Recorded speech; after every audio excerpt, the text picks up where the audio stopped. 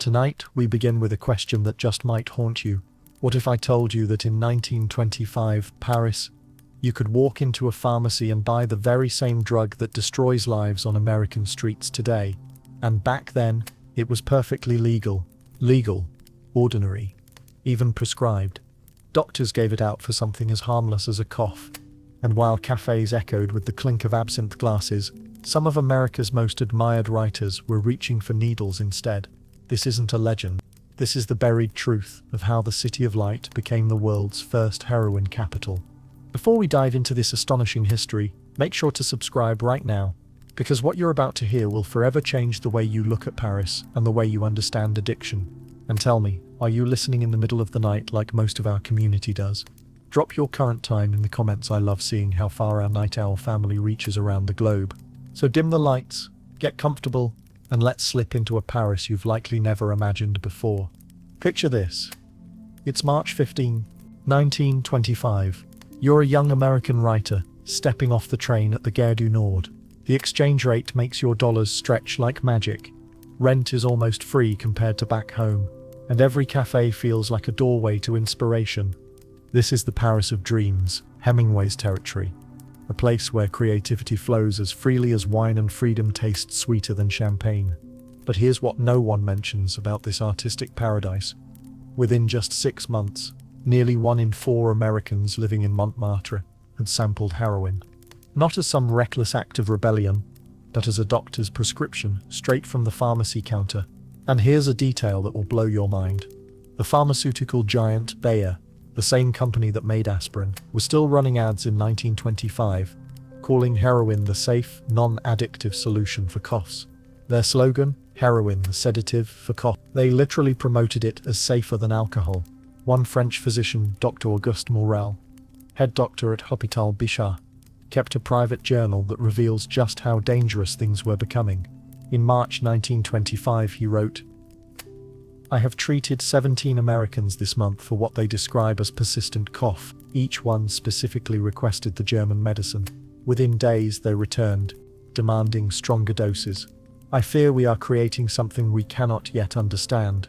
What he didn't realize at the time was that he was witnessing the beginning of modern drug addiction. And the strangest part? The supply wasn't coming from shadowy dealers or back-alley exchanges. It was all completely legal, delivered in elegant glass bottles, labeled with style, stocked on the shelves of Paris's most reputable pharmacies. On the Champs-Élysées itself, where visitors shopped for perfume and artists bought paint, you could also walk into a pharmacy and pick up pure heroin with no prescription required, especially if you flashed an American passport. Journalist Janet Flanner, who reported for The New Yorker, later revealed in her diary an experience that still feels surreal. In February 1925, she attended a dinner party where the host offered guests a choice after the meal: coffee, brandy, or a little medicine for the evening chill. She assumed it was a clever European joke, until she realized the medicine was heroin blended with cocaine, what later became infamous on the streets as a speedball was, in that moment, just another option on a Parisian menu. By that summer, the transformation of the city was undeniable. The lively cafes that once buzzed with debates about art, philosophy, and politics grew unnervingly quiet. Writers who had filled notebooks with brilliance now sat motionless for hours, their pupils wide, their minds drifting in a fog between dream and reality. The most tragic part? They believed they were thriving. To them, heroin didn't feel like a dangerous habit. It felt like creative fuel. It dulled their fears, sharpened their senses, and tricked them into believing they were more alive than ever. Take American painter Maxwell Bodenheim. In a letter to his sister back in Chicago, he wrote, "Paris has given me the secret to pure creativity. There is a medicine here that opens doors in the mind I never knew existed. My paintings have never been more vivid, my thoughts never clearer." He was describing his first encounters with pharmaceutical heroin. But within 8 months, Bodenheim couldn't paint without it. Within a year, he couldn't paint at all. His landlord discovered him collapsed in his Montparnasse studio, surrounded by empty Bayer bottles and canvases that shifted from inspired to chaotic, until they were nothing more than frantic black scratches. The city itself almost seemed complicit in the downfall. Paris had always embraced indulgence, absinthe, long nights, affairs, artistic rebellion. So when heroin appeared disguised as modern medicine, It blended seamlessly into the culture of beautiful destruction. Few questioned why so many brilliant minds were suddenly so calm, so eerily quiet. Records from the Paris police archives, uncovered by historian Dr. Marc-Claire Banger, decades later reveal something chilling. By December 1925, at least 47 American expatriates were documented as dependent on pharmaceutical. These weren't arrests, they were medical consultations. Authorities thought they were treating an odd illness, not an addiction. The irony is staggering. These Americans had fled Prohibition-era America, where alcohol was banned, only to find themselves legally consuming something far more destructive. Even Sylvia Beach, the legendary owner of Shakespeare and Company bookstore, noted in her letters a disturbing change. By the end of 1925, she wrote, "The writers still come, but they no longer argue about books. They sit still, almost motionless, wearing a strange look of peace. It is as if Paris itself is lulling them to sleep." She didn't know just how prophetic those words would turn out to be. The real tragedy was that nobody saw danger. Doctors, pharmacists, even the users themselves believed they were participating in progress. European sophistication, cutting-edge medicine, artistic enhancement. The vocabulary of addiction and overdose wasn't even applied to heroin yet. The descent happened so slowly, it almost went unnoticed. One day, you had a cough. A week later, you found relief. Soon after, you needed that relief without the cough. Months later, you needed it just to feel normal. And then one day, normal vanished altogether. And perhaps the darkest truth. Paris, in the 1920s, celebrated breaking rules, mocking tradition, glorifying excess. So when heroin dependency masqueraded as refined European living, nobody challenged it. The city of light was quietly dimming into something darker, bottle by bottle. But of course, all that heroin in the pharmacies had to come from somewhere. And the answer lies in Germany. Because the most shocking twist in this entire story isn't just Paris's downfall, it's the bizarre tale of how a respectable pharmaceutical company created heroin in the first place. It all began in 1897, with a German chemist named Felix Hoffmann. His father suffered from arthritis, but couldn't tolerate aspirin. It tore up his stomach. Hoffmann set out to find something stronger than aspirin, yet gentler than morphine. So he began experimenting with morphine's chemical structure. On August 21, 1897, Hoffmann created something new, diacetyl morphine. He had taken morphine and added 2 acetyl groups, essentially wrapping it in a chemical coat that made it more powerful and supposedly safer. The marketing team at Bayer gave it a catchier name, heroin, from the German word heroisch, meaning heroic. And here's the kicker. Hoffmann and his colleagues genuinely believed they had discovered a miracle cure. Early studies seemed to confirm it. In 1898, Bayer's head of pharmacology, Dr. Heinrich Dresser, ran clinical trials and published astonishing results. He wrote, "Diacetyl morphine produces no nausea, no constipation, no loss of appetite. Patients report remarkable well-being and improved breathing. Most importantly, we observed no signs of tolerance or dependence after weeks of use." Reading that today feels surreal, like stumbling on a study claiming cigarettes prevent cancer. But Dresser wasn't corrupt. He was observing the short-term effects and had no way of foreseeing the long-term destruction. His patients really did feel better, at least in the beginning. What he couldn't have known was that heroin's chemical structure allowed it to cross the blood-brain barrier faster than morphine. Once inside the brain, that chemical coat dissolved, delivering pure morphine straight to the nervous system, like kicking down a door instead of knocking politely. By 1899, Bayer was selling heroin in 43 countries. Their ads were boldly confident. Heroin, the king of medicines, conquers all pain, without addiction. Another promised, 1 spoonful replaces an entire bottle of cough syrup. They weren't lying, it worked better than anything else. Internal Bayer memos, uncovered nearly a century later, reveal just how confident they were. In one 1900 letter, sales director George Merck wrote, "We have created something that will revolutionize medicine. Heroin is the peak of pharmaceutical achievement. All the benefits of opium without the drawbacks." And they didn't stop at advertising. Bayer launched a full-scale educational campaign. They published journals, sponsored medical conferences, and trained doctors to administer heroin properly. By 1902, specialists in Europe and America were officially certified in heroin treatment. Dr. August Beer, a respected German surgeon, even dedicated a chapter in his 1903 textbook Modern Pain Management to heroin, calling it the most precise tool medical science has ever possessed for controlling human suffering. At first, everything looked like a triumph. Patients were grateful. Doctors were confident. Pharmacists stocked it with pride.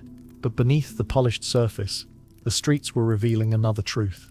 Dealers noticed heroin users needed higher and higher doses much faster than opium users. Some even began mixing heroin with other substances to stretch their supply, making doses unpredictable, sometimes too weak, sometimes fatal. Warnings trickled in. In 1905, Dr. Charles Towns, who ran an addiction clinic in New York, wrote directly to buyers' directors, "Gentlemen, I believe your miracle cure may carry an unforeseen consequence. Patients return not for their original ailment, but because they cannot function without your medicine." Bayer's response? Bureaucratic denial. They asked for more data, suggested Towns misunderstood normal medical dependence, and even offered to send a company representative to teach his staff the correct way to use heroin. It wasn't until 3 more years and countless similar reports that Bayer began quietly scaling back production. They never admitted fault.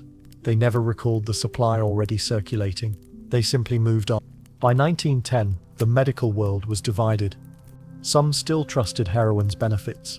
Others suspected it was catastrophic. But by then it was too late. Millions had already been introduced to it. Doctors worldwide had been trained to prescribe it. Pharmacies had shelves stocked full. An entire system had been built around heroin. And the consequences were unstoppable. In 1913, Bayer finally admitted heroin was addictive, but rather than owning up to the damage, they shifted focus back to aspirin, dismissing heroin as a past experiment. The official statement was chilling in its detachment. "We have moved beyond this early research to concentrate on our more successful medicines." But the problem didn't vanish with Bayer's retreat. Every bottle they had already produced was still out there.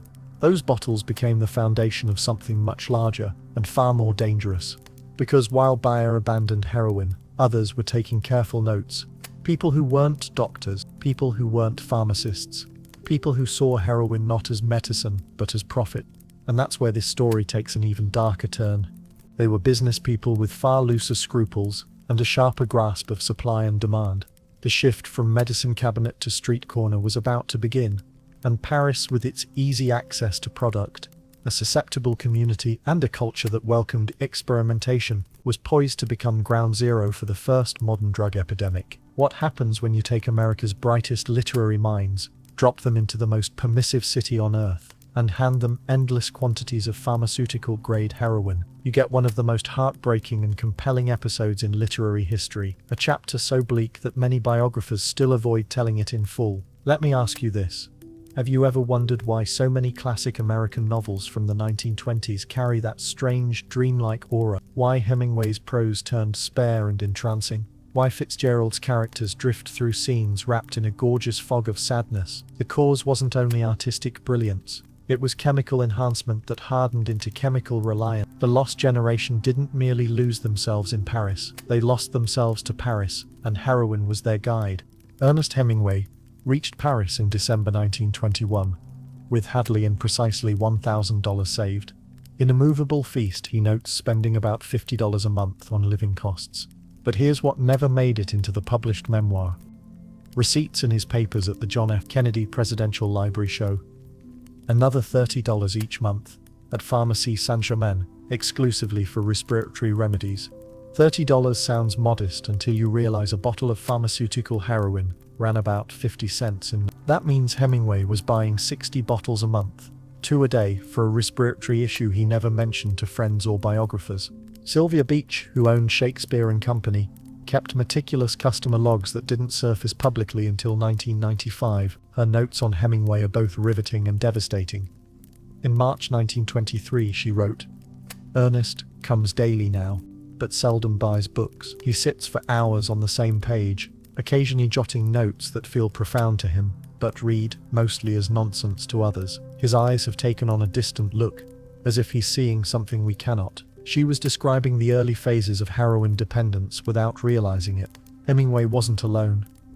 F. Scott Fitzgerald's records from the American hospital in Paris, later reviewed by biographer Nancy Milford, show multiple admissions for what doctors labeled nervous exhaustion and breathing complications. The routine treatment, daily administrations of heroin-based medication for calm and improved respiration. In a 1924 letter to editor Maxwell Perkins, Fitzgerald wrote, "Paris has given me a new understanding of consciousness. There are treatments here that open doors in the mind I never knew existed. Writing feels effortless, closer to some deeper truth." He was referring to legally prescribed heroin. Perhaps the most tragic case was Hart Crane. After his death in 1932, his mother found his Paris journals. Scholar Paul Mariani, who edited Crane's correspondence, uncovered entries that are crushing to read. In a 1925 note, Crane wrote, "The medicine for melancholy here is miraculous. The sharp edges of existence turn soft, manageable. I can finally write without the terror that usually attends creation. But I find I cannot write without it." 18 months later, he couldn't function at all without his medicine. What's remarkable is how these writers justified what was happening. They weren't addicts, they were explorers of consciousness. They weren't buying from street pushers, they were purchasing legitimate remedies from respectable pharmacies. They weren't destroying themselves, they were supercharging their art. Gertrude Stein, mostly abstaining herself, captured the shift in her unpublished notebooks. With her usual bluntness, she wrote, "The boys are turning into ghosts. They arrive speaking of revelations and revolutions. But the revelations make no sense, and the revolutions never find paper. They are disappearing into their minds." Pharmaceutical companies unknowingly helped set the stage through targeted marketing to expatriates. A 1924 ad in the Paris Tribune, the city's English-language daily, promised, "German engineering meets Parisian sophistication. Buy heroin, the modern answer to modern anxieties," and boasted that physicians recommended it for artistic types under nervous strain. They were explicitly courting creative people already vulnerable to mental health challenges. William Carlos Williams, the physician-poet who treated several Americans during Paris visits, recorded in his medical notes, "I am seeing something new. Brilliant, worldly minds, persuading themselves that pharmaceutical dependence is artistic inquiry. They speak of their medicine as if it were a muse, a collaborator." The most chilling part is how long it took anyone to grasp the pattern. These writers, still published, sometimes their finest work. Hemingway crafted The Sun Also Rises, while dependent. Fitzgerald produced some of his most luminous short stories under the influence. From a distance, it looked as if Paris was sparking astonishing creativity. But the texture was shifting. Critic Edmund Wilson, a frequent Paris visitor, sensed it in Friends' manuscripts. In a 1926 letter to his publisher, he wrote, "The new work from Paris has a strange quality. It is beautiful, but hollow, like life viewed through glass. They write of emotions they can no longer entirely feel." The tragedy deepened as some recognized their dependence, but felt trapped by the success it helped bring. In a 1925 notebook entry later found by his son Patrick, Hemingway wrote, "The medicine makes the writing easier, but I fear it also makes me easier to replace. Am I still the writer, or has the medicine become the writer?" By 1926, the American circle in Paris had split, those who steered clear of dependency, and those who couldn't operate without it. That divide often decided who sailed home with their gifts intact, and who remained in Paris, dissolving into chemical fog. In Exile's Return, Malcolm Cowley described late 1926 Montparnasse cafes, where heroin users were obvious, sitting alone, drafting furiously for hours, convinced of producing masterpieces. Yet a peek over the shoulder revealed the same paragraph rewritten endlessly, or pages of gorgeous phrases that meant nothing. The saddest truth is that some created genuinely great art, while dependent.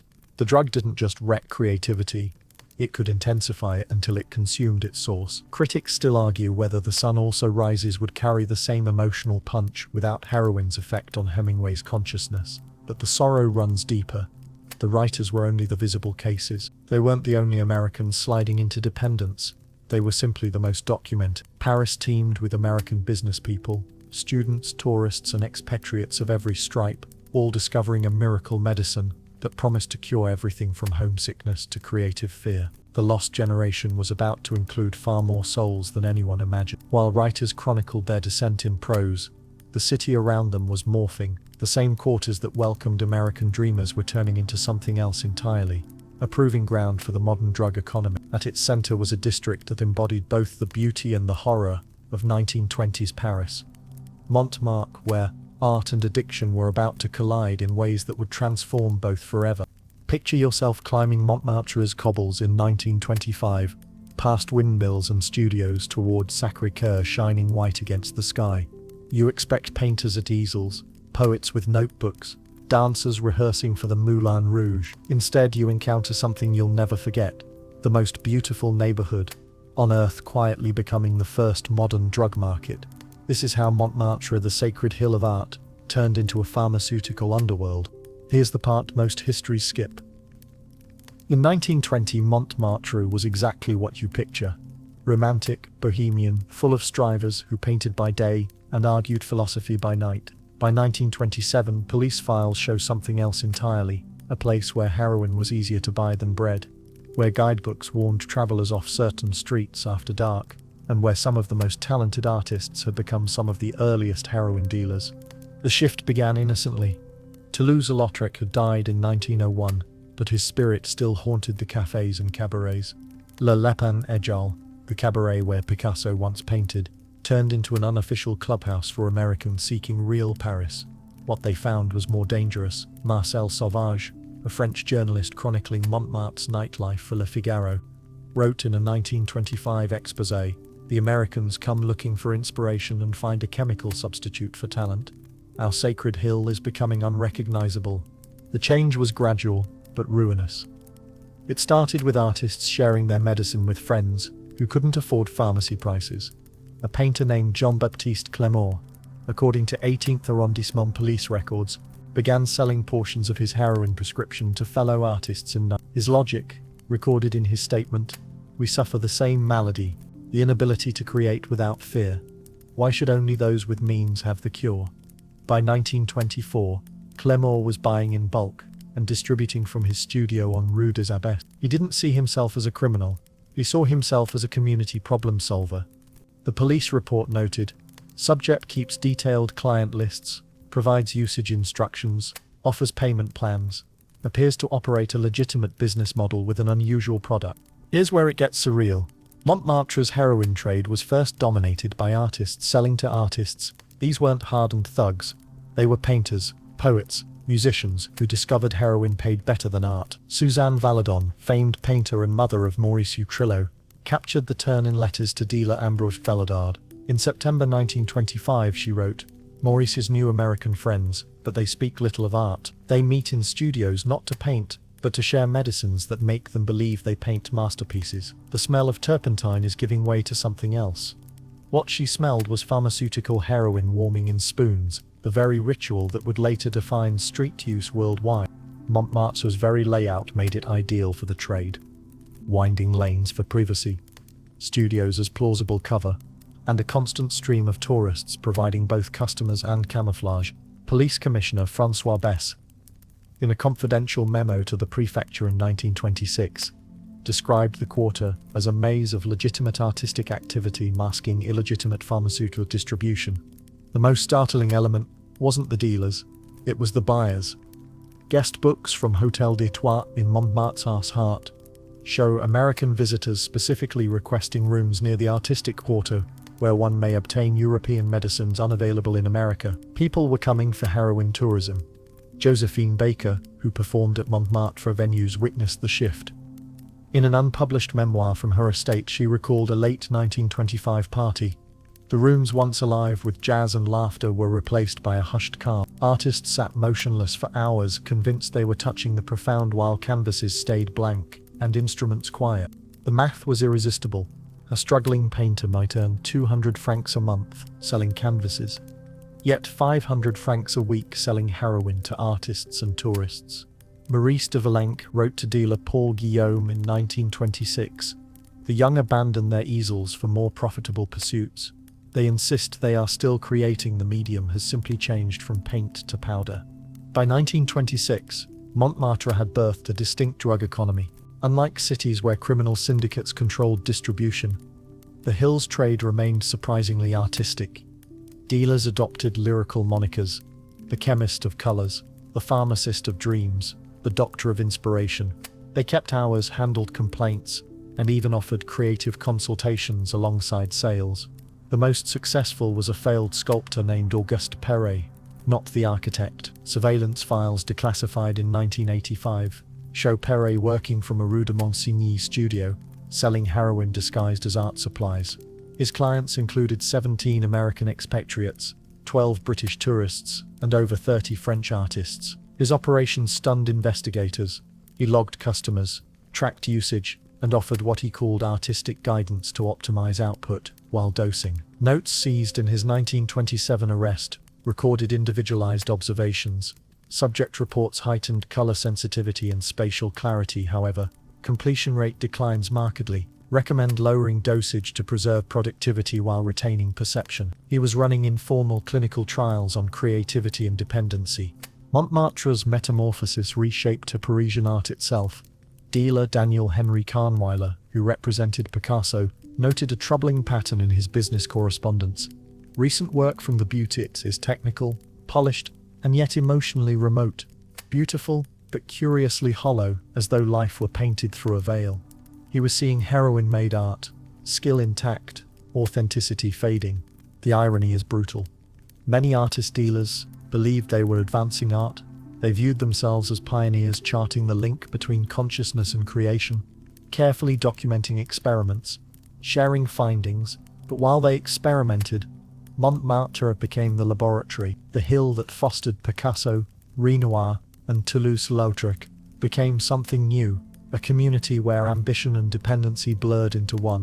By late 1926, the change was complete. Tourists came not only to see art, but to buy drugs. Artists gathered not to create, but to consume. The holy hill of creativity had become the birthplace of modern drug culture, and it was only the beginning. While local artists ran small operations serving friends and travelers, others were watching, planning something far bigger. The pharmaceutical stream feeding Montmartre no longer came solely from Paris counters. It coursed through global routes, linking Paris to China's opium fields, Switzerland's labs, and criminal outfits on 3 continents.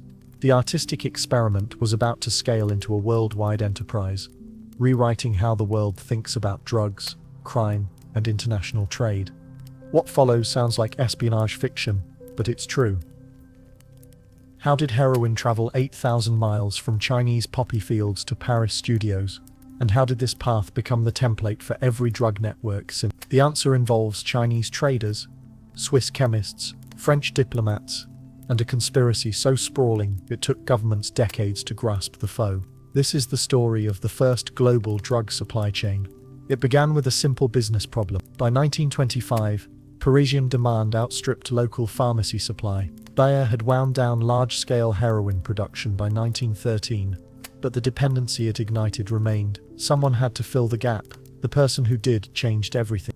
His name was Chang Ming. French colonial files uncovered by historian Dr. Catherine Lamore in 1974 depict the unlikeliest kingpin imaginable, a legitimate Shanghai industrialist with textile mills, offices in Hong Kong, Marseille, and Paris, fluent French, an LSE degree, and sterling business credentials. Chang's entry into heroin wasn't greed, it was customer service. In 1924, as post-war turbulence squeezed textiles, his Shanghai office fielded odd inquiries from French contacts.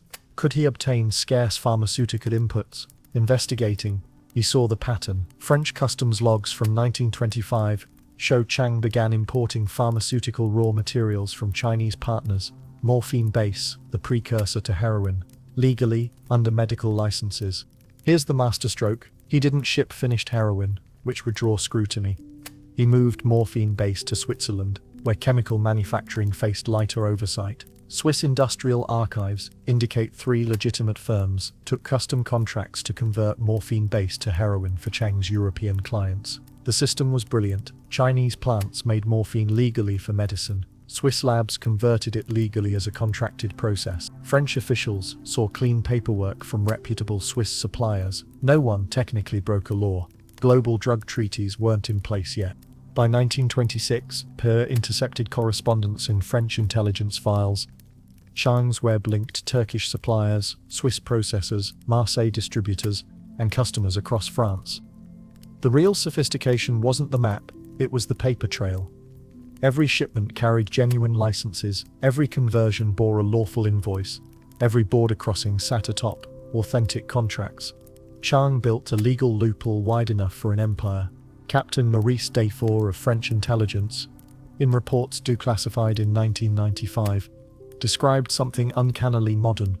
This individual has founded a multinational pharmaceutical distributor. His supply spans 4 nations, employs legitimate firms at each step, and produces profits dwarfing normal commerce. The numbers astonished. Ledgers seized in a 1928 raid showed monthly revenue above 500,000 francs, roughly $2 million today, with margins exceeding 300%, serving not only users but wholesale buyers across Europe. Change wasn't alone. Turkish opium merchants, noting the Chinese route's success, opened competing arteries. Hassan Pasha, cited in British diplomatic cables, assembled a line moving raw opium through Bulgaria, refining in Hungary, and selling via Vienna. These weren't shadow mobs, they were international businesses adapting to market signals. They rented offices, hired bookkeepers, filed paperwork, only the product was different. Law enforcement had no playbook.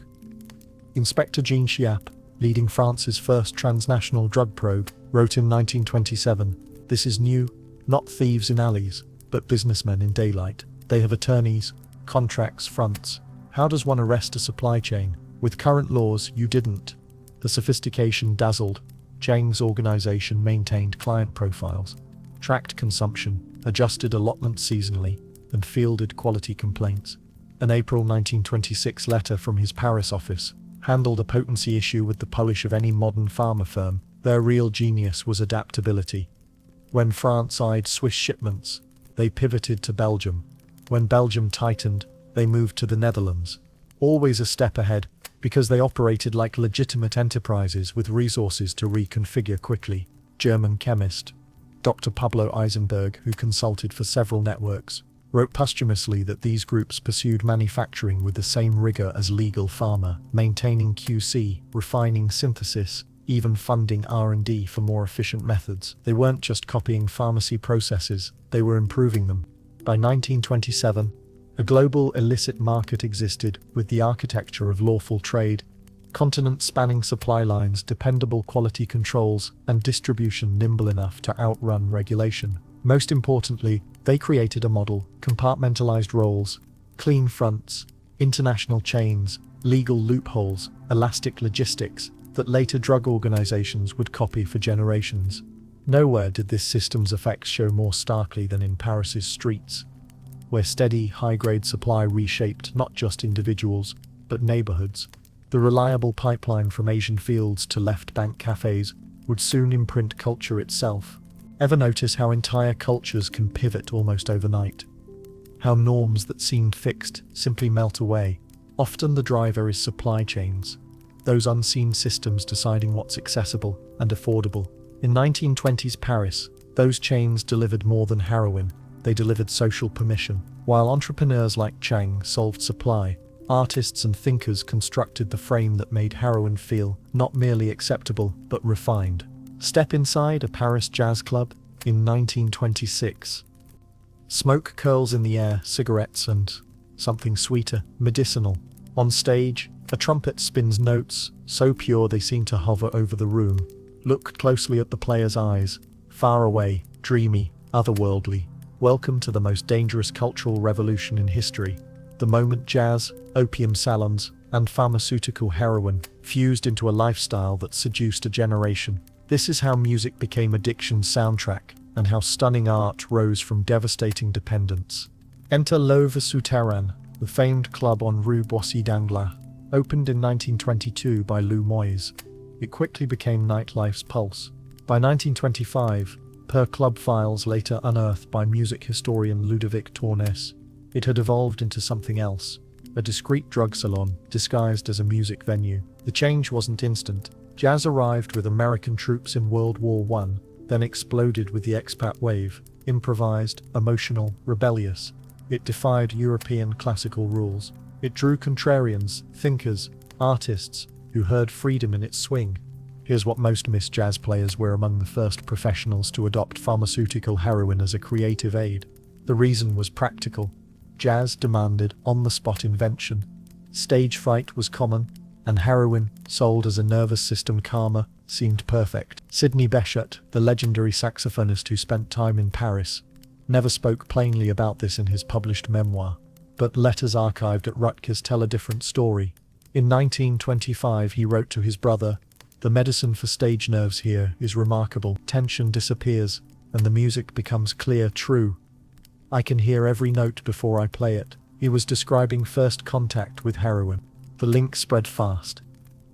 Django Reinhardt's unpublished diaries, later cited by biographer Charles Delaunay, note, "The Americans have a medicine that makes invention effortless. The music runs like water, no struggle between mind and fingers."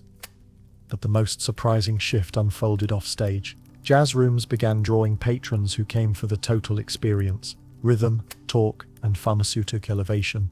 Lyron Duke, another Montmartre spot, became notorious for musical therapy sessions, as owner Eugène Boulard called them. Police surveillance memos from 1926, declassified decades later, describe live jazz, paired with group consumption of heroin-based tonics. Attendees called it a profound artistic communion, chemistry and sound weaving an altered state. Paris's intellectual elite embraced it with typical sang-froid. Jean Cocteau, writer and filmmaker, recorded in his diary, "Tonight, something unprecedented, music not heard but inhabited." He praised what he dubbed pharmaceutical aesthetics, the notion that certain drugs could heighten making and receiving art. Meanwhile, opium dens began booking jazz. These weren't caricatured Oriental rooms, they were sophisticated salons blending Eastern smoking rituals with Western improvisation. Madame Chang's house on Rue de la Paix, documented by sociologist Maurice Halbwachs in a suppressed 1927 study, epitomized the hybrid. Patrons reclined on Chinese beds, listening to live sets, smoking opium or injecting pharmaceutical heroin while discussing literature and painting. The music itself shifted to suit altered listeners. Tempos slowed, melodies elongated, phrases became hypnotic. Players learned that heroin-bent audiences preferred long, repeating lines that matched their chemistry. Bixby never publicly discussed drug use, but his 1925-1926 recordings tilt towards slower, more spectral pieces that feel engineered for trance. The fusion of jazz and drugs birthed a whole aesthetic. Fashion-loosened, structured early 20s cuts gave way to flowing garments fit for long nights of musical chemical exploration. Interiors softened, dim lamps, cushions, rooms designed for reclining. Paul Morand, chronicler of Paris life, captured the shift in his 1926 novel Open All Night. Though written as fiction, Paul Morand's novel drew directly from what he observed inside jazz clubs. He described spaces where melodies drifted across rooms, lined with reclining figures, where talk happened in murmurs, and where time itself seemed to sway with altered perception. The financial effects were staggering. Clubs that leaned into pharmaceutical culture saw their earnings triple. Musicians who embraced heroin-enhanced performances commanded premium fees. Even mainstream industries, from furniture workshops to lighting manufacturers to couture fashion houses, adapted to the new aesthetic of elegant drug use. But perhaps the greatest cultural shift was the normalization of public heroin consumption among Paris's intellectuals. What had once been a private medical remedy became a public social ritual. Sharing a syringe became as common as sharing a glass of wine. Man Ray, the American photographer based in Paris, captured this change in his never-published series Pharmaceutique Portraits. These images, later discovered in his estate, depict polished intellectuals injecting heroin as casually as sipping coffee. The photos never saw the light of day. They revealed too much of a culture that would soon be condemned. The tragedy of this revolution was its seductive pull. Jazz and heroin drew in the brightest, most imaginative, most sensitive people of Paris. These weren't outcasts. They were the tastemakers, the ones shaping art, fashion and conversation. Kiki de Montparnasse, the famous model and muse, described it vividly in her memoir. "We believed we were living at civilization's peak.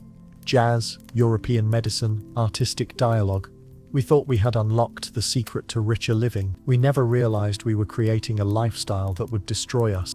By 1927, Jazz and drug culture had fused into something entirely new, a sophisticated, intellectualized form of dependency disguised as enlightenment. The music justified the emotions, the pharmaceutical framing gave it credibility, and the social bonds made it feel communal. Yet this wasn't confined to artists. The phenomenon seeped into every layer of Parisian life, from working-class districts where jazz bars sprouted, to glittering salons, where society women found their own reasons to embrace chemical relief. And that is where the story takes its most shocking turn. Because while artists and musicians created the cultural veneer, Paris's most respected women, the wives of diplomats, daughters of magnates, and hostesses of salons, were quietly building their own dangerous bond with heroin. Behind gilded doors and perfect manners, a hidden epidemic was unfolding. Take Countess Maria Lenda Polignac, wife of a high-ranking diplomat, and hostess of one of the city's most exclusive gatherings.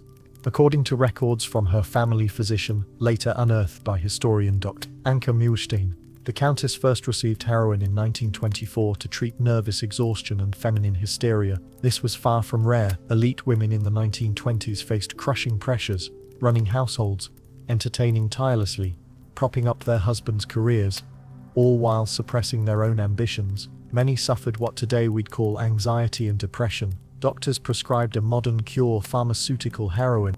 Dr. Georges Roussy, who treated many such women at his Avenue Foch clinic, noted the disturbing trend in his private case files.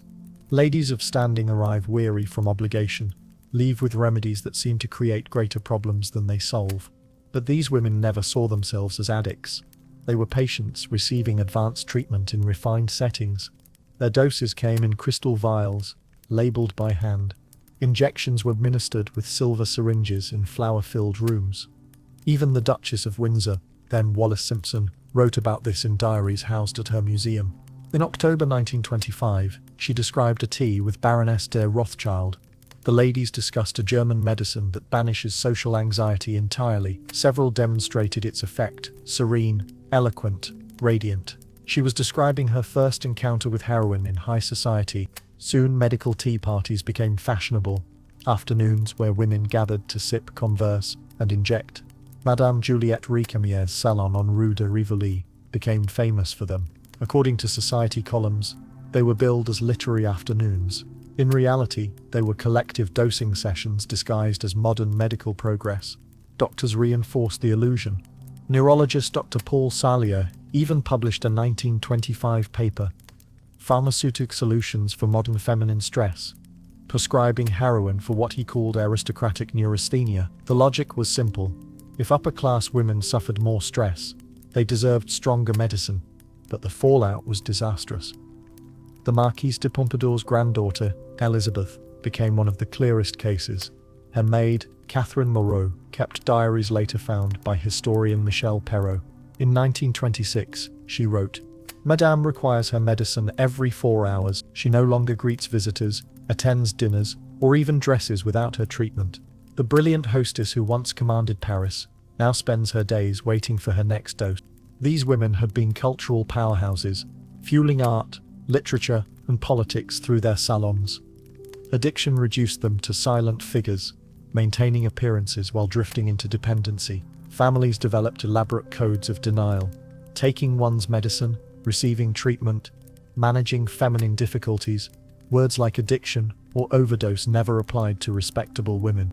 Letters from Baroness Helene de Rothschild to her sister reflect the mindset. "My doctor assures me the German remedy is safe. It frees me from the anxiety that has haunted me since childhood. How lucky we are to live in such an age of progress." 6 months later, she was injecting daily, rarely leaving her home. The financial toll was immense. Estate papers show wives' medical expenses devoured fortunes, often exceeding business investments. Polignac family ledgers reveal nearly 40% of household income going to the Countess's treatments. Husbands accepted the costs, seeing them as necessary care. Children suffered most. These mothers were physically present, but emotionally absent, outsourcing parenting to staff. Claude Monet's daughter-in-law, Alice Hushaday, wrote of visiting such homes. The mothers sat motionless, elegant but lifeless, while nannies raised the children. They were living dolls, decorative, not functional. And culturally the salons withered. Historian Daniel Halevy noted in his 1927 essay The Decline of the Salon, the great hostesses are mysteriously inert. Their homes remain dazzling, their receptions exquisite, but the spark has dimmed, conversation drifts, wit falters, something vital has been lost. By 1927, the epidemic among society women was undeniable. Private clinics overflowed with aristocrats, labeled with nervous disorders. Fashionable doctors profited hugely. Families hid the reality, and the physicians who should have recognized the problem were themselves lost in arrogance, or in some cases, addiction. Here lies the cruelest irony. The very professionals entrusted to protect society had unleashed and perpetuated the disaster. Esteemed doctors, professors, Nobel laureates, prescribing heroin with supreme confidence. Utterly blind to its dangers, many even became dependent themselves. They were destroying lives while insisting they were saving them. Journals from Dr. Henry Mondor, professor at the Faculty of Medicine, show his mindset. Heroin remains the most reliable cure for nervous and respiratory complaints. Over 200 patients treated this year, all with excellent results. Modern science has conquered human suffering. This wasn't fringe quackery, it was mainstream medicine, systematically addicting thousands. Nobel winner Charles Richet even published in 1924, concerns of dependency are unfounded with proper supervision. Increased tolerance simply reflects healthy adaptation. He was literally describing addiction and calling it success. Medical schools taught it as standard. Lecture notes from Prof. Auguste Chauffard show him praising heroin as the pinnacle of German engineering applied to pain. Students learned to escalate doses systematically, unaware they were training to addict patients. The few dissenters, like Dr. Louise Pellissier, who noticed troubling patterns, were dismissed as inexperienced. Others, like neurologist Marcel Labbé, simply joined their patients in addiction, claiming it gave them empathy. Meanwhile, Bayer and other companies flooded the system with pamphlets, conferences, and research extolling heroin's benefits. Doctors received glowing testimonials from grateful patients mistaking short-term relief for true treatment. Death certificates listed vague causes: heart failure, nervous exhaustion, masking overdoses. The result? By 1927, Paris's healthcare system had, in effect, industrialized addiction. Doctors believed they were modern heroes. Patients believed they were receiving miracles. And an entire economy had quietly grown around heroin dependence.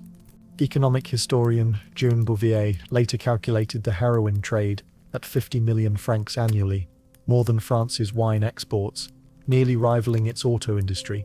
And here's the twist. Most people profiting had no clue they were part of it. Glassblowers saw vial orders quadruple. Jewelers like Cartier filled commissions for ornate medical cases. Never suspecting they were luxury paraphernalia, the Postal Service delivered millions of insured mystery parcels to elegant addresses. Assuming they contained jewels, landlords unknowingly collected inflated addiction premiums.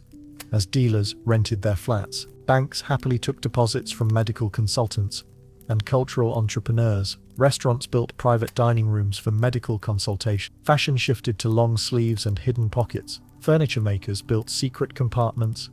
Insurance companies paid rising claims, baffled by mysterious ailments. Entire sectors thrived on heroin's shadow economy, without realizing it. And when authorities finally began to clamp down, the ripple shattered not just addicts' lives, but also the countless legitimate businesses that had quietly grown dependent on the drug economy. A letter from the wife of a prominent banker said, "Your remarkable German remedy has utterly changed my life. I can attend every social duty without fear, sleep without terrors, and meet each morning with calm. You are a physician of the highest caliber." She wrote that by 1927, she had died of a heroin overdose. The medical blind spot was so complete that even in death, many physicians pointed to supposed underlying ailments, not the drug. Death certificates preserved at Paris City Hall list causes like heart failure, breathing failure, or nervous exhaustion, diagnoses we now recognize as the classic signatures of overdose.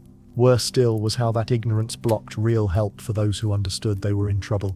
Patients who confessed they couldn't stop were told they were imagining it, or displaying weak character. Medicine had no language for pharmaceutical addiction, because the profession didn't believe it existed. It was the perfect storm. Doctors prescribing with total confidence, patients growing dependent with no safe way to speak up, and a system that mistook addiction symptoms for proof of effective treatment. Financial incentives only deepened the rut. Dependent patients needed frequent visits, constant refills, and ongoing supervision, pouring steady income into clinics and pharmacies. By 1927, Paris had something unprecedented, a health system that was mass-producing addiction while praising itself for exemplary care. That medical catastrophe sat inside an even larger machine. Heroin had become big business, its profits pulsing through the city's commercial heart, well beyond doctors and patients. What happens when a metropolis starts leaning on a single ruinous product? By 1926, heroin was no longer just a medical issue or a subculture. It was the backbone of a shadow economy so extensive it quietly propped up thousands of legitimate enterprises. This is how addiction turned into industry, and how that industry nearly swallowed one of the world's great cities. The numbers stun. Economic historian Jean Bouvier, in his 1981 study of interwar Paris's hidden markets, estimated that by 1927 the heroin trade generated roughly 50 million francs a year, about $200 million today. That outpaced the entire French wine export sector and nearly matched automobile manufacturing. The strangest twist: most beneficiaries had no idea they were linked to drugs. Consider Maurice Benveniste, who ran a small glass-blowing shop in the Marais. His ledgers, later found by his grandson, show orders for small vials up 400% from 1924 to 1926. He assumed the pharmaceutical sector was booming. In a way it was, except about 80% of those vials carried heroin, not legitimate medicine. The web broadened from there. Addiction created demand for vials, silver syringes, precision scales, printed labels, lockboxes, an entire constellation of goods. Small workshops across Paris boomed without understanding why. Even Louis Cartier noted the trend in private letters. In 1926, he wrote of a rush of commissions for delicate containers and miniature silver tools. Customers claimed they were medical, paid for silence and fine work, and walked away with luxury paraphernalia for discreet use. Yet the true engine wasn't manufacturing. It was logistics. Moving heroin from foreign sources to Parisian end users required a vast lattice of transport, warehousing, and distribution, mostly provided by respectable firms oblivious to their role. The French postal service became an unwitting artery. Declassified internal records show parcel deliveries in certain districts jumped 300% between 1924 and 1927. Couriers noticed small, carefully wrapped, heavily insured packages going to posh addresses and assumed jewelry or important papers. A retired supervisor later joked in his memoir that the elites must have gone mad for mail-order luxury, never suspecting what was really inside. Real estate joined in. Buildings on high-traffic routes fetched swelling rents as dealers competed for prime locations, what one economist later called addiction premiums. One Montmartre landlady's books show revenue on a single property leaping from 2,000 francs in 1923 to 12,000 in. She credited the artistic renaissance. In truth, 3 tenants were major suppliers, and most of the rest were customers. Banking was soon entangled. Credit Lyonnais records analyzed by financial historians reveal soaring cash deposits from independent medical consultants, pharmaceutical reps, and cultural event organizers. Polite labels for dealers and distributors. Compliance standards weren't built to detect patterns like these. A manager recorded with satisfaction that Paris's professionals seemed remarkably prosperous. Right conclusion, wrong cause. Even establishments that should have competed with drug venues quietly pivoted. Theaters, restaurants, and mainstream clubs saw patrons drift toward heroin-forward rooms. Instead of fighting it, many adapted. The owner of a renowned restaurant recorded that guests ordered less food, lingered longer, and requested private rooms for medical discussions. He began marketing discreet dining for consultations, unknowingly creating safe harbors for consumption behind respectable facades. The ripple reached wardrobes and interiors. Couture houses sold garments with hidden pockets, relaxed cuts, and long sleeves. Furniture makers crafted secret compartments. Cafes tolerated quiet dosing in back rooms, while keeping their public faces pristine. Insurers faced baffling surges, life claims spiked, property incidents rose due to medical accidents, and health costs ballooned for vague, chronic ailments. Actuarial reports flagged strange patterns among affluent groups. tied to cultural and medical professions without grasping the true driver. Most insidious of all, entire districts and trades developed a financial dependence on the heroin economy. When the state finally tightened controls in the late 20s, the shock rippled through unsuspecting businesses. Some never recovered. Others pivoted to cater to dependent clients or fled to new markets. It took decades to unwind the tangle. How can an economy keep humming even as it harms society? Paris in the 1920s offers the textbook example. Thousands profiting from destruction without recognizing their part in the machine. Yet behind all the invoices, shipping manifests and case notes lay something even more wrenching. People were still meeting, marrying, and trying to build lives, while wrestling with a dependence that would test love's limits and redefine what in sickness and in health could mean. This is the chapter few can bear to tell. Couples who courted over shared syringes, marriages that held together through mutual dependency, relationships whose devotion was both extraordinary and doomed. These stories will break your heart and show how deep human attachment runs under impossible pressure. Take Marie and André Dubois, not their real names, drawn from social work files in the Bibliothèque historique de la ville de Paris. Marie, a seamstress from Lyon, arrived in 1924 for fashion work. André, a middle-class conservatory student, dreamed of composing. They met in a Montparnasse café that September. Marie's diary says it was instant love. The courtship was ordinary at first. Sign walks, cheap bistros, all-night talks about art and music. By December 1924, both were using heroin medically, hers for feminine anxiety, his for composition stress. Soon the drug fused with their romance. We understand each other most completely when we take our medicine together, Marie wrote in February 1925. Our conversations reached depths impossible in ordinary consciousness. They weren't only falling for each other, they were falling for the selves heroin created. At their June 1925 wedding, many guests were couples with similar enhanced bonds. A government social worker writing confidentially described ceremonies where champagne toasts gave way to communal doses. She sensed the eerie calm of unions built on a pharmacological foundation.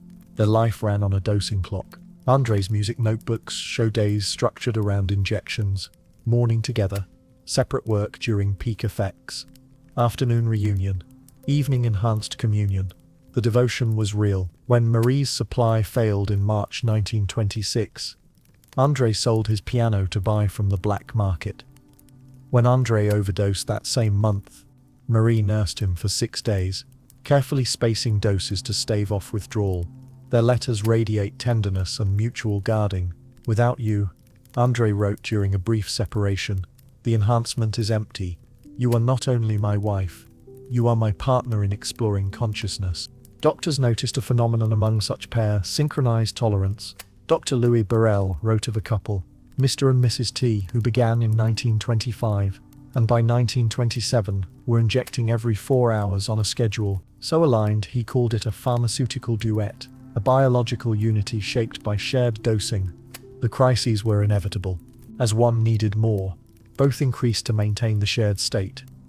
When money ran thin, they sacrificed together.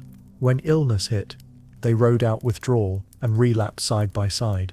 Jane Addams, the American social worker observing expatriates in 1926, recorded a Montmartre morning, the husband preparing medicine with pharmacist-level care, the wife arranging the room for comfort. They injected each other gently, then spent hours in hushed conversation that felt profound to them and indecipherable to outsiders. A marriage rite performed multiple times a day. Letters between painter couple Pierre and Marguerite Laval, found after their 1928 deaths, read like attempts to map a new emotional territory. When we share our medicine, she wrote, I understand not just your thoughts but your soul's architecture, he replied. We are pioneers of a new love. Future generations will envy our discovery. They saw themselves as explorers, not casualties. The durability of these bonds is the hardest part to face. When supply tightened, couples didn't split, they made ever more brutal trade-offs. Police arrested Paul and Elizabeth Morel for theft after they'd sold their furniture, then their clothes, and finally their wedding rings.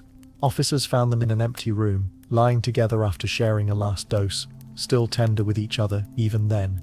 The most devastating story in the files is an American pair, Robert and Sarah Chen. They arrived for a honeymoon in 1925 and never went home. Their shared diary traces a 2-year descent into total dependency, even as their love deepened. The final entry, in Sarah's hand, reads, "If we cannot live together in the enhanced state that has defined our marriage, we will not live at all. We have enough medicine for one perfect last day. Our only regret is that the world could not understand what we found." They chose to die together, an intentional overdose, hand in hand, on the floor of their Montparnasse studio. These weren't tales of love obliterated by drugs. They were love stories reshaped by drugs into something at once more intense and more fragile than ordinary relationships. The couples built private worlds of shared consciousness, stunning and ruinous in the same breath. Can two people truly love each other while both are chemically altered? The heroin-bound pairs of 1920s Paris would have answered differently than we do now. They believed they'd found heightened love, deeper closeness, truer understanding. From the outside, it reads as reciprocal self-destruction dressed up as romance. While adults were making complicated, tragic choices about love and chemicals, the harshest blow fell on those who had no choice at all. Parisian children were growing up where heroin was as common as wine, where a parent's availability rose and fell with dosing schedules, and where normal childhood was being redefined by a chemical revolution unfolding in real time. The worst casualties of any epidemic are the innocents drafted into it. In 1920s Paris, while adults chose heroin however misguided, thousands of children learned that a parent's love came with pharmaceutical conditions. This is perhaps the most devastating chapter, how a generation learned to navigate homes where heroin set the emotional weather. The consequences would haunt the city for decades. Meet a social worker named Marguerite Clément, who chronicled the lives of children in heroin-affected households for the city's social services. Her case files, later found in the Paris Municipal Library, paint a grim portrait. In a 1926 report she wrote, "I visit homes where children as young as 5 can forecast a parent's mood by the medication clock. They know mornings before medicine are dangerous times to ask for anything. They know evenings after medicine bring warmth, but also distance. These children are learning feelings by watching pharmaceutical cycles rather than people. Consider what that means. Kids learning love has a timetable, that attention arrives in chemical waves, that caregiving depends on a substance instead of human connection." The scale was staggering. Census analysis by urban historian Michael Pinson suggests that by 1927 approximately 12,000 Parisian children lived with at least one regular heroin user. These were not only poor families, artists, doctors, writers and society names across every arrondissement were represented. One 8-year-old, Henri Morin, lived comfortably in Montparnasse. His teacher, Mademoiselle Rousseau, recorded troubling shifts. Henri arrived neat, well-fed, yet panicked about going home. Asked about family, he recited adult phrases that sounded rehearsed. "Maman is receiving medical treatment," or "Papa requires rest for his artistic work." The child was guarding secrets he didn't understand. The most tragic part was how these kids adapted to keep their homes functional. Child psychologist Dr. Alice Simon documented premature caregiving in her clinic notes. She described 7-year-old Céline, daughter of a heroin-dependent society woman.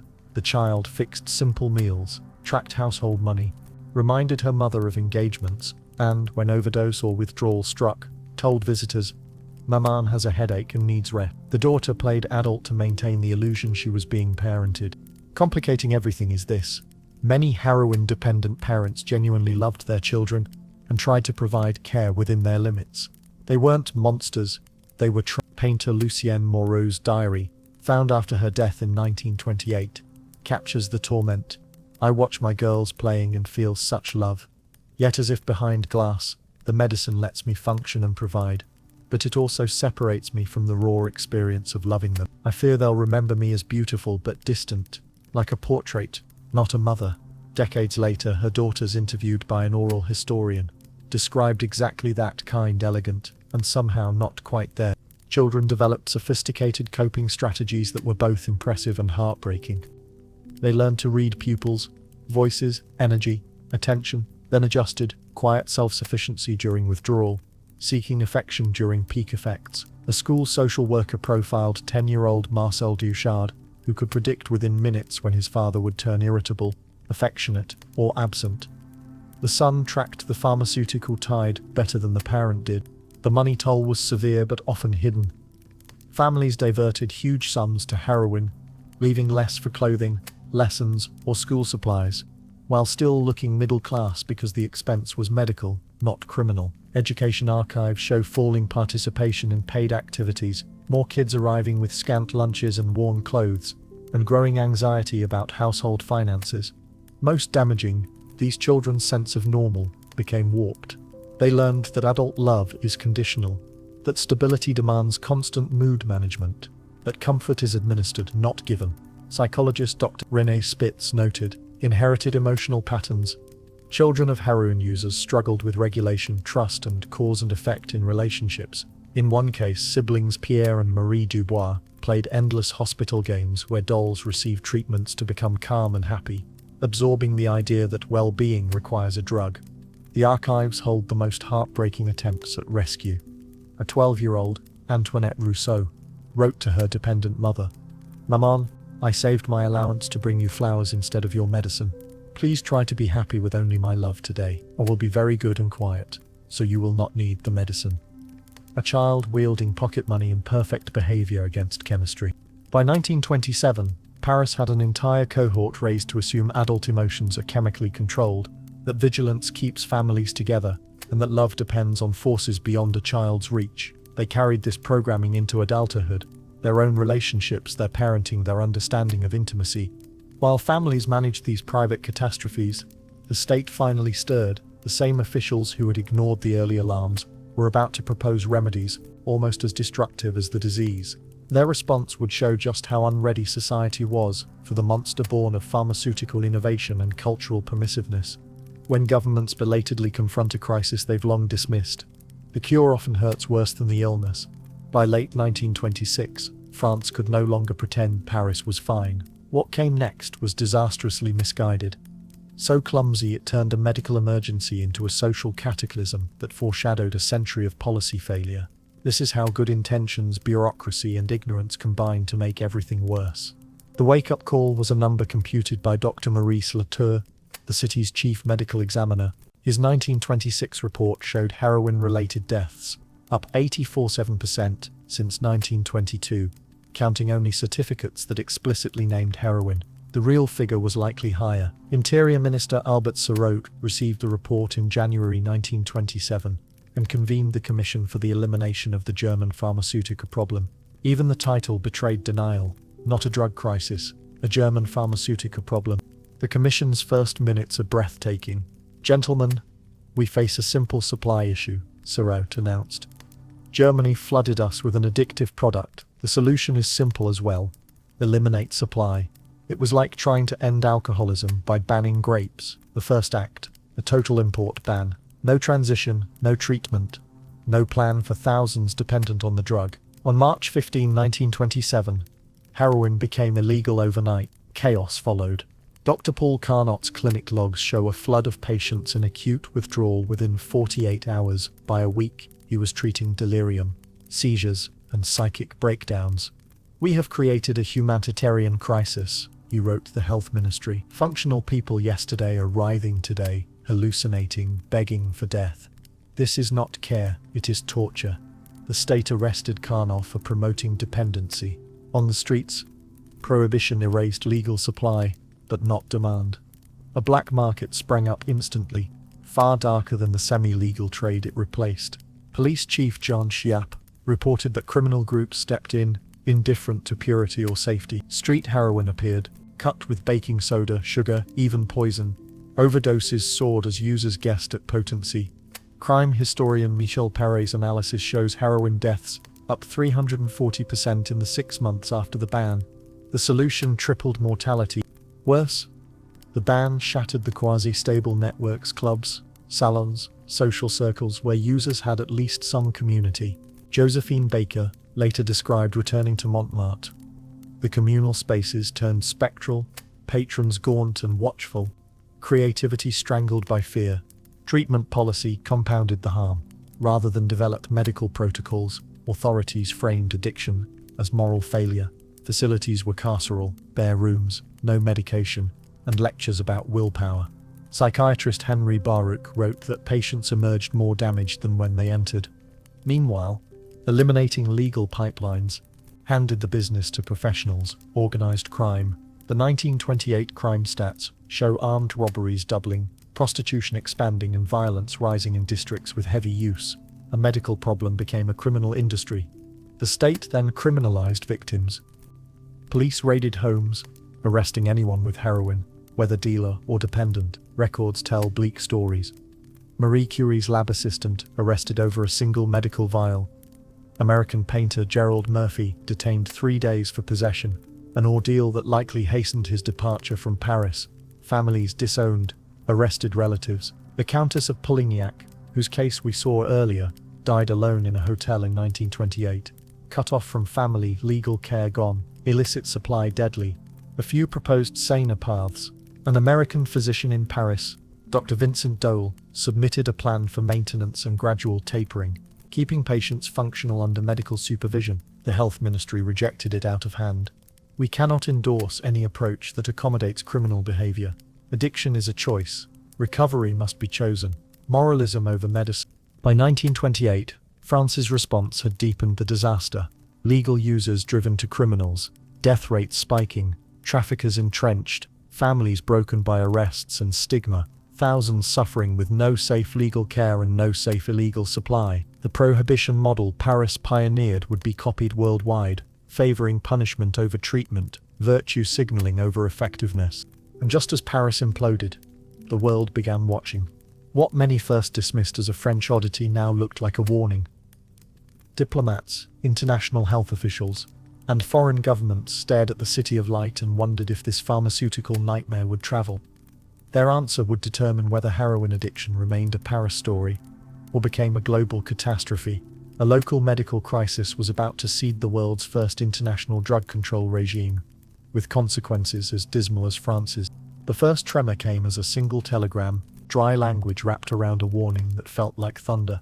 On September 12, 1928, the British ambassador in Paris, Lord Crewe, sent an urgent cable to Whitehall. His dispatch, later unsealed and boxed away in the National Archives, sketched a portrait of a city slipping beyond the reach of its own government. The situation in Paris has deteriorated beyond French control, he wrote, each word clipped, careful, and yet almost breathless beneath the formality. British nationals resident in France are increasingly affected by what can only be described as a pharmaceutical epidemic. Then the line that made the room in London go silent. Patterns consistent with the Paris crisis now appear in London's artistic and intellectual circles, particularly among those with extensive Parisian ties. The epidemic was no longer a Parisian oddity. It was a contagion of culture and chemistry stepping calmly across borders.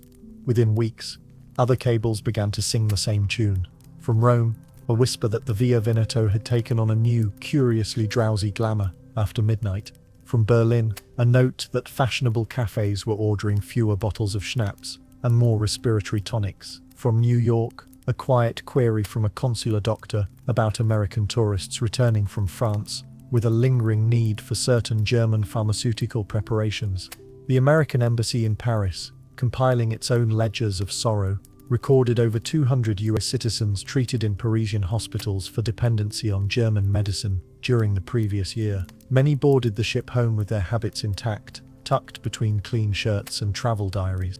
Dr. Hamilton Wright, an American physician whose life's work had been corralling opium at the dawn of the century, read those diplomatic summaries with rising alarm. In a confidential memo to the State Department, he wrote with a precision that cut like glass, "Paris represents something unprecedented, the industrial-scale creation of pharmaceutical dependency. If this model travels, we may live to see a public health emergency greater than any epidemic of contagion." He saw clearly. He also stepped toward a remedy that would prove disastrously wrong. By December 1928, the crisis had acquired a stage and a title. In Geneva, the League of Nations called an emergency session on what they named the International Pharmaceutical Dependency Crisis. 23 delegations arrived, a parade of uniforms and morning coats, medical consultants and men who believed that policies drafted briskly and stamped with seals could command human behavior like soldiers on the parade ground. The transcripts read like a play performed by confident actors in the wrong script. Britain's Sir Malcolm Devine stood and, with a voice meant to steady ships, declared, "Gentlemen, we face a supply problem with a simple solution. The German pharmaceutical industry has released an international poison. We shall coordinate a prohibition to remove it from the world." A Brazilian delegate, Dr. Renato Calais, cleared his throat and asked the question that should have stopped the meeting in its tracks. What of the people already dependent? Prohibition without treatment will create suffering on a scale for which we are unprepared. Henri Brière, speaking for France with the authority of a ministry behind him, offered a sentence that fastened itself to the century. Addiction is a failure of character. Prohibition forces a choice between vice and moral reform. Temporary suffering is preferable to permanent degradation. What he called temporary suffering would become a tidal wave. On December 23, 1928, they signed the International Opium Convention, history's first global drug control treaty. It criminalized the manufacture, sale, and possession of heroin across all signatory nations. No carve-outs for medicine, no provisions for people already trapped, no transition at all. Midnight, on January 1, 1929, would arrive like a trapdoor. The consequences arrived faster than the ink could dry. In Zurich, Dr. August Fell, one of the few clinicians quietly managing patients on maintenance doses, watched stability collapse overnight. Patients who were functional yesterday beg in the streets today, he wrote in his journal. A black market materializes in the very alleys where they once queued outside the pharmacist. He sent a report to the League's Health Committee predicting criminal networks, unpredictable potencies, overdoses, then waited for a reply that never came. Instead, investigators came to his door to consider whether he had facilitated crime. What followed across Europe and the Atlantic was a grim sort of innovation. With legal supply erased, profits gushed toward anyone ruthless enough to fill the void. Police dossiers from the late 1920s and early 1930s, later sifted by criminologists, map out the new empires.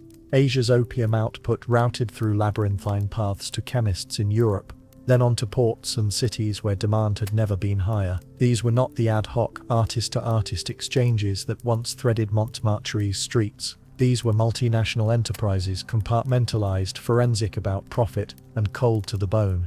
In Washington, a young Treasury agent named Harry Anslinger compiled an early report that read like an epitaph for the Geneva optimism. Prohibition has not removed heroin. It has reassigned it from regulated companies to unregulated criminals. Nothing is solved. Everything is harder. Hospitals became triage wards for a new reality. Emergency rooms from London to New York were seeing overdoses climb, not fall. Potency swings made every dose a roll of loaded dice. Police statisticians found that burglaries, robberies, and sex work spiked exactly where heroin use had already taken root. Now fueled by scarcity pricing and fear, perhaps worst of all, the treaty froze curiosity where it was most needed. Making heroin investigation a criminal act meant strangling research into addiction itself. A handful of physicians argued for maintenance therapy, measured tapers, and careful observation. One American doctor wrote in her 1930 notebook, exhausted and furious, "We have criminalized the only act that could save lives, studying the thing we fear." The reply was a silence built from legal codes. By 1930, 47 countries had signed the convention.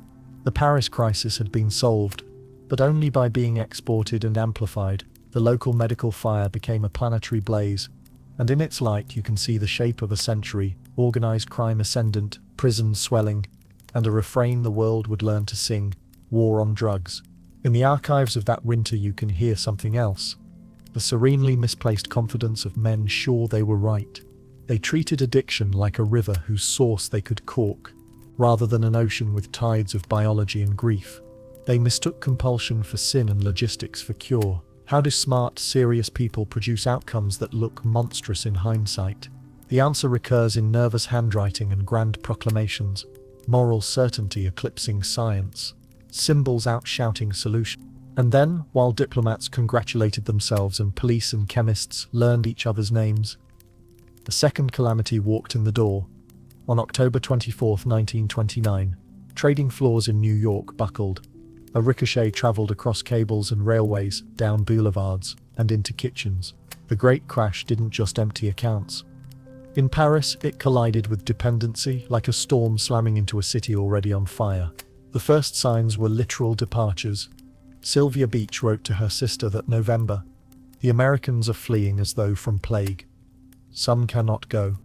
Those dependent on the German medicines are trapped too poor to dose, too ill to travel, too frightened to think." Doctors began recording a new math in their case notes.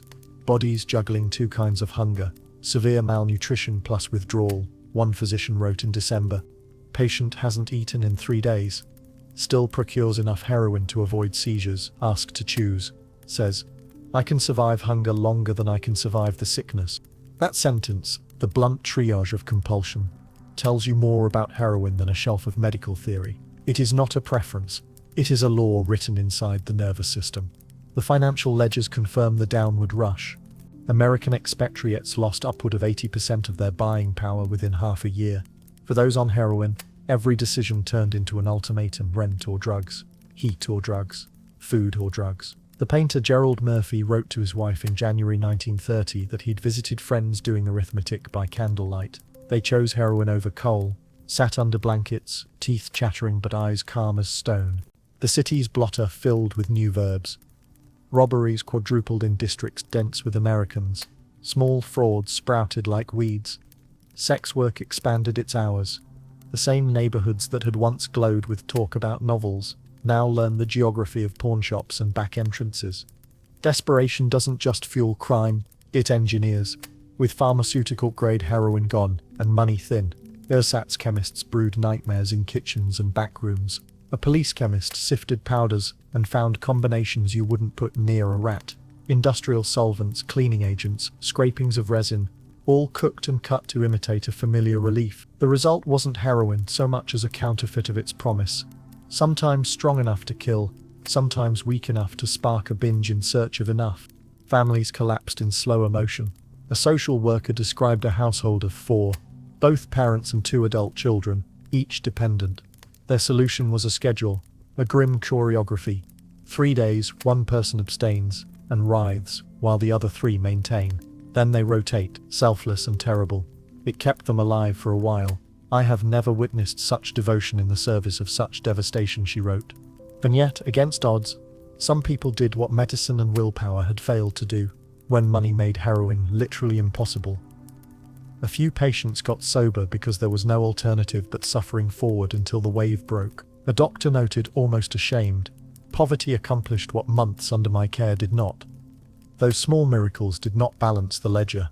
Withdrawal plus cold plus hunger is a lottery where the body often loses. The French state, overwhelmed by unemployment, industrial contraction, and political fraying, had no apparatus for an emergency that was economic and medical and criminal all at once. The health minister's private memo to the cabinet reads like an admission of defeat. Our assistance presumes recipients who can function. These citizens cannot function without a treatment we cannot lawfully provide, and they cannot afford illicitly. We have, in effect, manufactured a population that is both unemployable and uncared for. London took note. So did Washington, Rome, Berlin.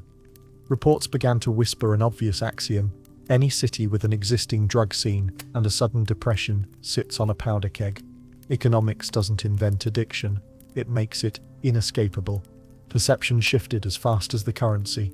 The press that once romanticized languid cafe geniuses started printing photos of bruised doorways and headlines about narcotic fiends. The social figure once portrayed as a tragic aesthete became a menace. Politicians rid those headlines into microphones. Policy follows pictures. By mid-1930, a new social category had cohered: addicted, poor, criminalized, and untreated. Institutions designed for one axis, poverty or illness or crime, struggled with the four-sided shape. The equilibrium that had once allowed some dependent people to keep jobs, families, and a measure of dignity had been shattered by prohibition and then pulverized by the crash. This is the bitter lesson of that winter. Addiction is not simply a bad choice multiplied or a disease by itself. It is a fuse. The fire runs faster when money runs out, when law turns medicine into contraband, when families crack under weight they were never meant to bear. Remove economic stability, and all the other props fall in domino sequence. In the 30s, newspapers declared the Paris crisis over. They meant it had transformed. What had been an open secret became a quieter, more dangerous machine. Criminal syndicates with shipping schedules, police with larger budgets and broader powers, communities with more funerals and fewer illusions. And in the quiet rooms where scholars and doctors tally cause and effect, a handful of people began assembling the lessons we still argue about. Some are stark. Dr. Vincent Dole, the same physician who proposed maintenance during the worst days and was ignored, finally published a study in 1940 that read like a post-mortem and a blueprint. "We transformed a medical issue into a criminal industry," he wrote, "not because of the molecule, but because of our response to it. Each choice, prohibition, criminalization, punitive treatment, magnified the harm." He wasn't celebrating heroin, he was indicting the idea that you can outlaw physiology into compliance. There were bright threads, dim but real. The medical profession, shaken by what it had midwifed, began the slow, stubborn work of understanding addiction as an illness, with biology and psychology intertwined. Decades later, Dr. Marie Nusswander would build methadone maintenance on foundations that trace back to Paris. Observation instead of judgment, stability instead of chaos, medicine instead of slogans. Social workers who had sat on kitchen chairs and written in pencil about children packing school bags without lunch and reminding their mothers to take the medicine became teachers of a new generation. They taught that addiction is a family disease, that children adapt in brilliant and damaging ways, that treatment has to include the whole orbit of a person's life. Artists who survived wrote and painted and composed with an honesty that made romance impossible. They recorded the seduction and the wreckage, the nights of false clarity and the mornings that broke the spell. Their pages and canvases serve as warnings more durable than legislation. Enhancement that narrows, freedom that shackles, beauty that corrodes its maker. International cooperation, however flawed, learned procedures it would use later against epidemics that actually spread by breath and blood. The League's health committees and treaty desks laid pathways the United Nations would reuse. That the first great cooperative health effort chose prohibition as its spear is the tragedy that it founded a grammar for working together across borders, is part of the inheritance. The deepest legacy is the mirror held up to human nature. Why do brilliant, accomplished people reach for a bottle with a different label and call it transcendence? Why does love, under chemistry's spell, turn to a pact of mutual undoing that feels like loyalty? Why did institutions designed to heal become engines of harm when faced with a new compound and a modern marketplace? The answers are not neat, but the outlines are clear enough to write on a page. Addiction is a hijacking, not a failing. Prohibition turns medicine into contraband, and patients into criminals. Morality can guide compassion. It cannot substitute for pharmacology. Policy made to look strong is often policy that breaks people. We are still living inside those sentences. Harm reduction versus abstinence. Treatment versus prison. Needle exchanges versus fines. Maintenance versus tough love. Every argument you hear in a city council meeting or a parliament finds its ancestor in a room in Paris or Geneva, and a shadow of a man pounding a table while another man asks, softly, "What about the people already dependent?" Look back at Paris between the wars and you see both ache and capacity. People chose terribly, yes, and they also loved fiercely in the rubble, created under impossible odds, raised children with ingenuity that was heartbreaking to behold. A couple sold their wedding rings and held each other on an empty floor. A painter made a little beauty between doses. A child learned to read her father's pupils like a tide chart and packed her own lunch. A doctor finally put down the syringe and wrote the truth on paper where it could not be erased. If there is one lesson worth carrying forward, it is this. Individual choices live inside systems. If you want different choices, build different systems. Make food, shelter, and medical care accessible. Keep research legal and vigorous. Treat compulsion where it lives, in the brain and in the web of a life. Remove the conditions in which heroin looks rational for pain that is otherwise unmanageable, and you remove most of the market. Leave those conditions in place, and the story repeats with a new molecule and a new name.